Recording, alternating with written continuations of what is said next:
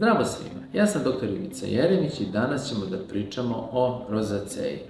Ako vam je lice crveno, ako imate proširene kapilare, bubuljice koje ne prolaze, imate osjećaj peckanja, verovatno se radi o kožnom oboljenju koje se naziva rozaceja. U osnovi ovog oboljenja leži narušena kožna barijera, povećana reaktivnost krvnih sudova kože, ali i narušen imunski odgovor na različite mikroorganizme, pre svega na jednu vrstu grinja koja se kod pacijenata sa rozaceom često prenamnožava u koži. Negde oko 10% ljudi bole od rozaceje i ona se obično javlja između 30. i 60. godine. Koža kod svih ovih pacijenata je vrlo osetljiva na različite supstance i vrlo često pacijenti koji imaju rozaceju imaju velike probleme da nađu kozmetičke proizvode koji im odgovaraju. Moram da kažem da čak i neki preparati koji se koriste za lečenje rozaceje kod nekih osoba mogu da izazovu iritaciju, zato je uvek neophodno strpljenje i uvek treba postepeno da uvodimo jedan po jedan proizvod u dnevnu rutinu. Mi danas nećemo puno pričati o antibioticima koji se koriste u lečenju rozaceje, ali ćemo pričati o onim preparatima koje možete da kupite u slobodnoj prodaji i koje možete da koristite kod kuće.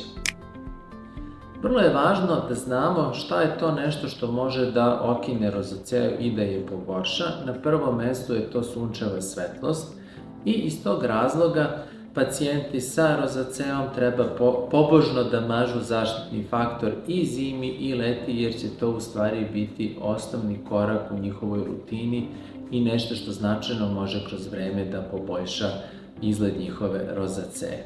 Postoji nekoliko tipova rozaceje, jedna je eritemotelangijektatična, gde u stvari postoji crvenilo i prošireni kapilari. Neki pacijenti mogu da imaju akne, ali za razliku od klasičnih akni, kod ovih pacijenata nema mitisera. Kod nekih pacijenata dolazi do preteranog umnožavanja lojnih žlezda, to se zove takozvana fimatozna rozaceja i verovatno su neki od vas to videli. To je onaj tipični baburasti nos koji u stvari predstavlja jednu od komplikacija, odnosno manifestacija rozaceje. I na kraju, rozaceja može da zahvati i oči i ti pacijenti često boluju od suvih, vrlo nadraženih očiju koje peckaju. Iz tog razloga važno je da prepoznamo sve ove simptome kako bi se sprovelo adekvatno lečenje. Pre nego što vam dam savete koje preparate možete da koristite za lečenje rozaceje, moram da kažem da kod nekih je osoba koža izuzetno osetljiva i da može čak i da odreaguje na preparate koji se koriste za lečenje. I iz tog razloga preparate uvek treba uvoditi obazrivo, treba uvoditi jedan po jedan i treba uvek da krenemo od preparata niže koncentracije, da idemo ka preparatima više koncentracije. Uvek savjetujem da se koriste blage umivalice kod onih pacijenata koji imaju akne, rozaceja i masnu kožu, što je nešto ređe.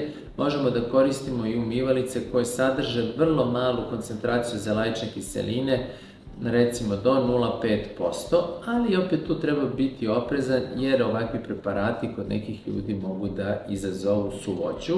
Uglavnom treba koristiti neutralne umivalice, pa ja najčešće preporučam Manjo Bifida Cleanser koji je odličan za sve tipove kože.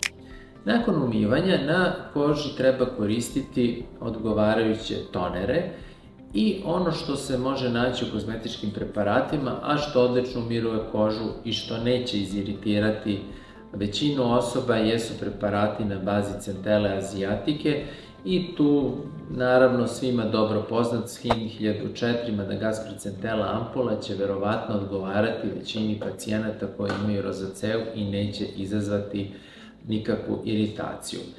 Druga stvar što neće skoro nikom izazvati iritaciju su tonici na bazi ekstrakta biljke kameleon koja deluje umirujuće i tu imate poznati Anua Heart Life Toner sa 70% ekstrakta ove biljke. Takođe što možete da koristite jesu toneri koji sadrže različite probiotike na bazi bifidobakterija, laktobacila i galaktomicesa. Svi oni obnavljaju kožnu barijeru i takođe neće delovati iritantno na pacijente koji imaju rozaciju.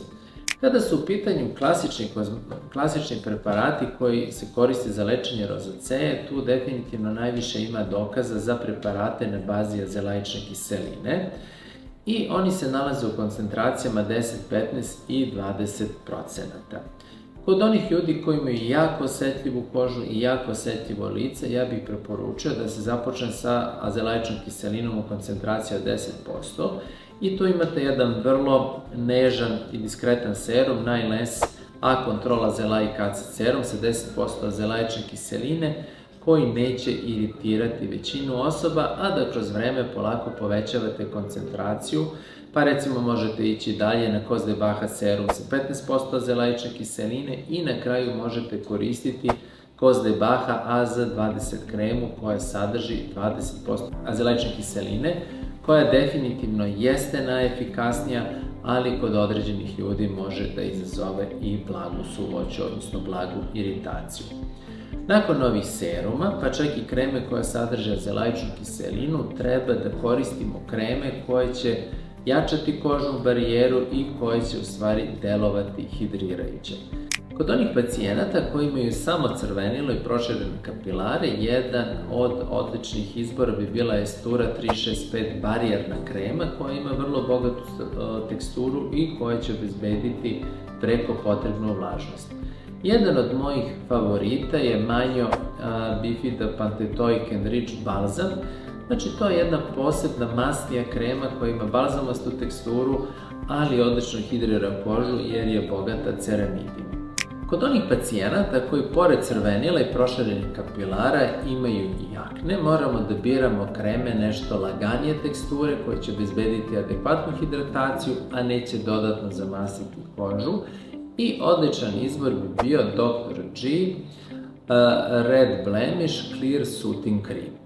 Pored ove kreme možemo da koristimo kod onih ljudi, da kažemo, čija koža ide malo više ka suvoj, Dear Klairs Midnight Blue Calm kremu, koja sadrži i ekstrakte kamilice koji će delovati dodatno umirujuće na kožu.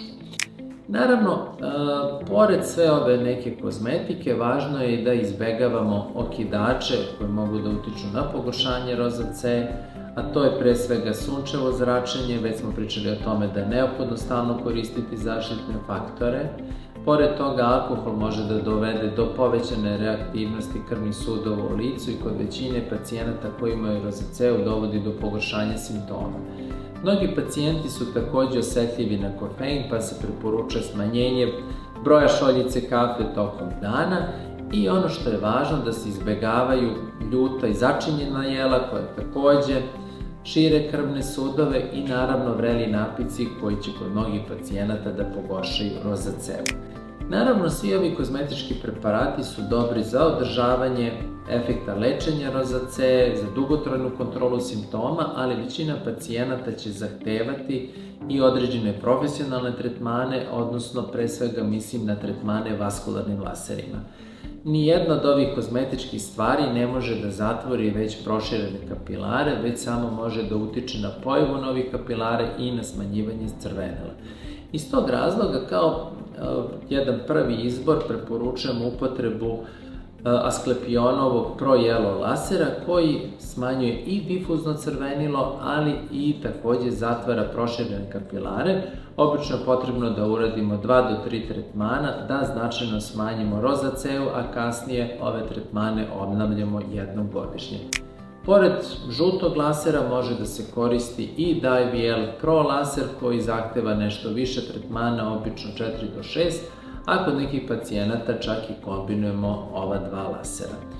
Ono što morate da znate jeste da je rozacea hronična bolest koja zahteva na neki način stalnu pažnju oni koje imaju, ali da uz adekvatnu kombinaciju profesionalnih i kućnih tretmana mogu da se postignu zaista zavidni rezultati.